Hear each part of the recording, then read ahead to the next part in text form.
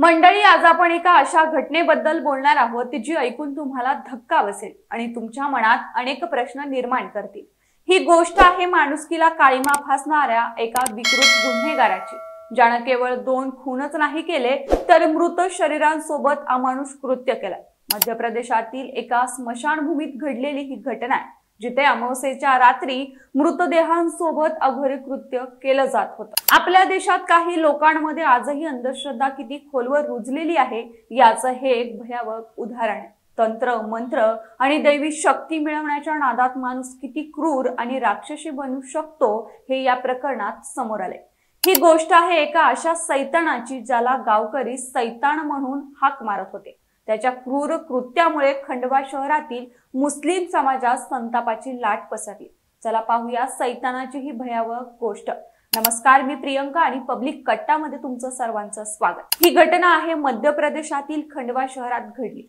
गेल्या काही महिन्यांपासून खंडवा शहर आणि आसपासच्या परिसरात एक विचित्र आणि धक्कादायक घटना समोर येत होती। शहरातील काही कब्रस्तानांमध्ये, विशेषतः मोघट आणि बडा कब्रस्तानात मृतदेहांसोबत छेडछाड केली जात असल्याचं आढळून आलं।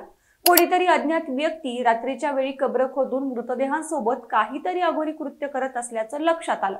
कब्रस्तानात घडणाऱ्या या घटनांमुळे मुस्लिम समाजामध्ये मोठा असंतोष निर्माण झाला, कारण या घटनांमुळे त्यांच्या धार्मिक भावना दुखावल्या गेल्या होत्या। 19 मे ते 21 सप्टेंबरला बडा कब्रस्तानात आणि 17 मे रोजी मोघाट कब्रस्तानात अशा घटना घडल्या होत्या। अज्ञात व्यक्ती रात्रीच्या वेळी कब्र खोदून मृतदेहाचं डोकं आणि पाय उलटसुलट करून काहीतरी करत असल्याचं दिसलं।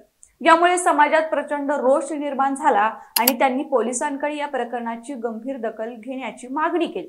समाजातील वाढता रोष आणि घटनेचं गांभीर्य लक्षात घेऊन खांडवा पोलिसांनी तत्काळ या प्रकरणाचा तपास सुरू केला। अज्ञात व्यक्तीविरोधात कलम 301 अंतर्गत गुन्हा दाखल करण्यात आला। ही व्यक्ती नेमकी कोण आहे आणि ती असं का करत आहे याचा शोध घेणं पोलिसांसमोर एक मोठं आव्हान होतं। पोलिसांनी आरोपीला पकडण्यासाठी एक विशेष टीम तयार केली। त्यांनी शहरातील आणि कब्रस्तानातील अनेक सीसीटीव्ही फुटेज तपासायला सुरुवात केली।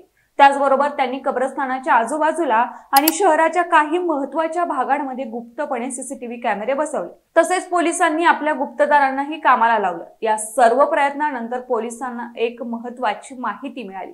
गुप्तदारांकडून मिळालेल्या माहितीनुसार एक संशयित व्यक्तीची माहिती मिळाली। ही व्यक्ती होती 50 वर्षीय अय्यूब खान, जो मुंडवाडा पोलीस स्टेशनच्या हद्दीत राहत होता। मिळालेल्या माहितीच्या आधारावर पोलिसांनी अय्यूब खानला ताब्यात घेतलं आणि त्याची कसून चौकशी केली। चौकशी दरम्यान अय्यूबनं जे कबूल केलं ते ऐकूनही पोलीस हादरले। अय्यूबनं कबूल केलं की तो मीच हा सैतान आहे, जो मृतदेहांसोबत अघोरी कृत्य करत होता। त्यानं पोलिसांना सांगितलं की तो अमावस्येच्या दिवशी कब्रस्तानाची रेकी करत असायचा आणि रेकी करताना तो नुकत्याच दफन केलेल्या मृतदेहांना, विशेषतः महिलांच्या मृतदेहांना लक्ष्य करत होता। त्यानंतर अमावस्येच्या रात्री तो त्या कबरी खोदायचा आणि मृतदेहांच्या केसांवर तांत्रिक क्रिया करायचा। अय्यूब खाननं पोलिसांना सांगितलं की त्याला दैवी शक्ती मिळवायची सनक लागली होती आणि त्याला वाटत होतं की मृतदेहांवर तांत्रिक क्रिया केल्यानं त्याला शक्ती येईल आणि त्याची ती शक्ती वाढेल म्हणून। या घटनेचा सर्वात मोठा दुर्दैवी भाग म्हणजे अय्यूब खान एक सराईत गुन्हेगार होता।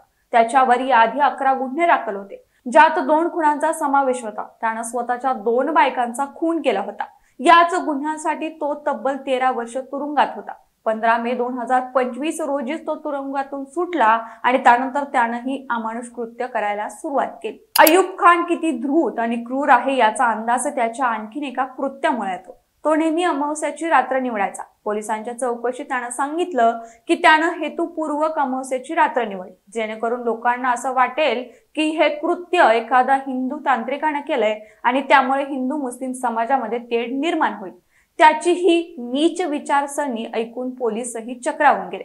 गावातून त्याला सैतान म्हणून हाक मारली जायची, कारण त्याने स्वतःच्या 2 बायकांचा खून केला होता।